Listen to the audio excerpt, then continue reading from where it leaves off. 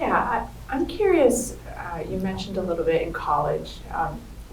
What decade were you in, or was this the 20s, in your 30s, and your 40s, where you started to develop a better language for what's happening? What's happening and a deeper consciousness of it all. So I found the words. I was raised Catholic, and so unfortunately I didn't really, I read about the saints a lot, and I was like, ooh, can relate to you, can relate to, other than the suffering, thank God. But in college, I thought I was crazy. Wrote to Johns Hopkins because I was seeing things, knowing things, getting premonitions, getting visions. Because, well, let's back up. 8th grade, had a vision of the Mother Mary, told the priest. He poo-pooed it, thought it was imagination. The nun that I was the principal at my school, years later I talked with her and I was like, totally set me off course for a while. She goes, you told the wrong person. You should have told me. I was like, yeah, right. But I think it was to hold it, and I experienced life just normal as a high school girl, and but always prayerful, connected, stuff like that. But just really not looking or sensing.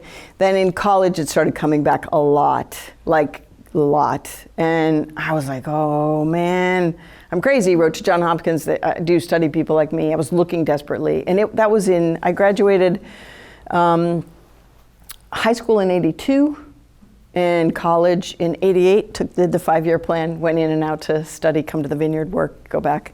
And then it was probably, and then I got into relationships where I didn't share any of this.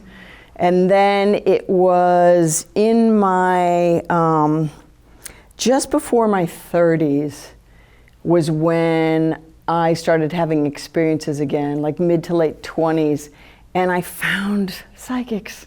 I was like, whoa, there's the language. And, Catholics, don't. Was like, duh. My mother was like, what are you doing? I'm like, Mom, they have my language. I know what I'm doing now. But then the language was inaccurate to me. And so I've developed a greater language because I'm all about how do you get in? What is the true experience? How is that coming to you? Is it claircognizance, which is otherwise known as intuition, because everybody uses intuition as the blanket term, but that's not it at all. And I'm like, is it clairsensation, clairsentiment, clairpensée? What is it? How are you having the experience?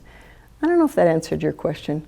But I said, okay, if this is what I meant to do, bring it on. And I just turned my whole life, collapsed into union with what it was I was supposed to do. And so after years of waiting tables with my journalism degree, I finally got the courage to start doing the work. And then one thing led to another. And then I had this amazing pivotal moment of a talk at a conference.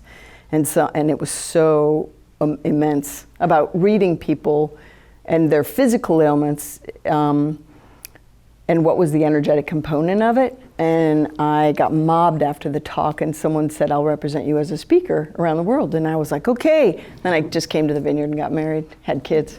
Run! And now I'm like, I'm back. Take me anywhere. I'm ready, man. I'm ready. So, did that answer your question? Yeah. How old were you when you found that courage that you just felt about? Do you remember? You know what? It was between 30 and 33 to really step hugely into it. I think off the top of my head. How old? If I was born in 64, how old was I in 96? Is that 32? Yeah. And I was like, wow. I'm sorry. I am Catholic. I'm not going to apologize for that. I was raised Catholic. Jesus didn't start his mission until he was 33? 33? I was like, I'm in. Yeah, so it was around there because it was not, because I was in relationships where I was denying everything. I weighed way lots more than I do, and I was in with his, being the stepmom to his kids, and it was not, he drank a lot, and I was like, oh, here we are. I'm doing this now. I was hiding,